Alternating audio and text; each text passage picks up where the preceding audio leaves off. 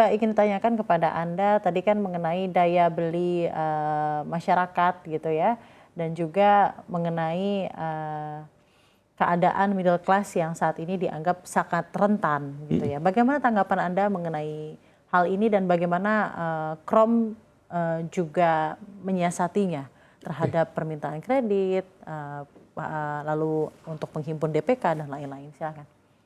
Oke.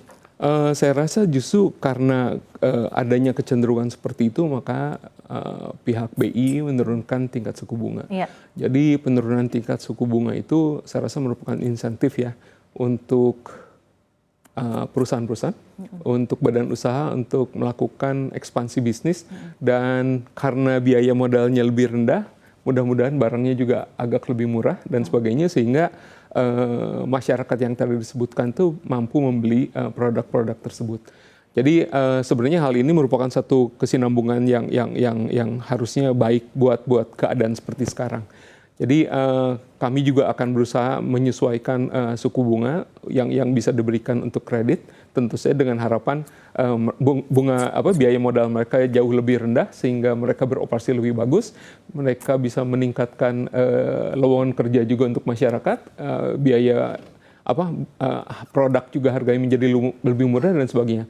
Dari situ kita harapkan juga konsumsi masyarakat meningkat tentu saja. Jadi dari sisi consumption itu akan tinggi, kemudian tentu saja belum tentu mereka memiliki dana yang tersedia pada saat itu, sehingga produk lending, buy now pay later dan sebagainya juga masih bisa digunakan oleh nasabah jika diperlukan. Jadi saya rasa penurunan suku bunga ini akan memberikan insentif yang baik untuk dari sisi sektor usaha ataupun dari sisi customer-nya. Nah, mudah-mudahan. Secara keseluruhan dan jika Anda bisa melihat ya udah forecast-nya, Anda menakar-nakar apakah Bank Indonesia akan menurunkan suku bunga lagi, Pak? Dengan adanya kemungkinan The Fed ini juga sepertinya masih akan menahan-nahan ya, apalagi ada government shutdown dan lain-lain. Sebenarnya kalau dari perbankan kami itu memerlukan waktu yang cukup untuk melakukan analisa, melakukan review terhadap kapan kita bisa mengikuti penurunan suku bunga. Jadi seperti yang diketahui di tahun ini ya udah 5 kali ada penurunan. Kemudian kami misalnya di Krom kami baru melakukan sekali penurunan di bulan Agustus ini. Kami masih melihat impact dari selera atau tanggapan nasabah kami terhadap penurunan suku bunga ini sebelum mungkin kami akan melakukan penyesuaian lagi. Dan penyesuaian ini saya rasa pasti akan dilakukan, tapi masalahnya kapan dan berapa banyak. Jadi saya rasa tetap harus berusaha ngikutin. Tren ini tidak mungkin kita tidak ikutin. Cuman bagaimana caranya dan sampai sejauh apa kita ngikutnya sih. Itu yang menurut saya. Oke, baik. Saya ingin tanyakan ke depannya kepada Anda. Ini masih saya penasaran ya Pak ya, DPK-nya luar biasa baik. Tadi kan memang mengeluarkan produk-produk yang menarik untuk para calon nasabah dan nasabah.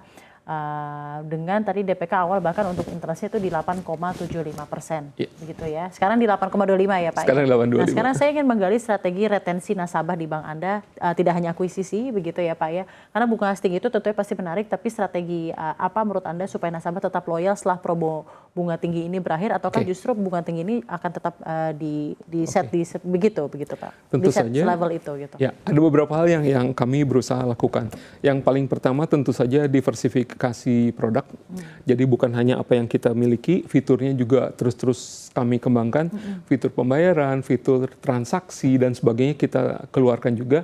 Dan satu hal lagi juga keunggulan dari bank lain, mungkin untuk bank digital kami memberikan biaya yang sangat-sangat baik. Bahkan banyak sekali yang tidak ada biayanya di kami. Jadi itu merupakan satu hal yang kami harapkan masih bisa menarik orang untuk berbank dengan kami. Di samping itu juga misalnya produk yang lain seperti kredit kita akan coba keluarkan. Kemudian satu hal yang paling penting itu adalah kerjasama atau kolaborasi dengan partner kami dan partner-partner lainnya. Jadi seperti yang diketahui bank digital sekarang itu nggak akan mungkin bisa bertahan kalau misalnya hanya berdiri sendiri. Tanpa memiliki ekosistem, komunitas, partnership yang baik. Jadi itu yang sedang kita selalu berusaha keluarkan. Di samping itu juga kita coba akan venture into UMKM dan sebagainya, karena UMKM juga kita akan coba fitur digital.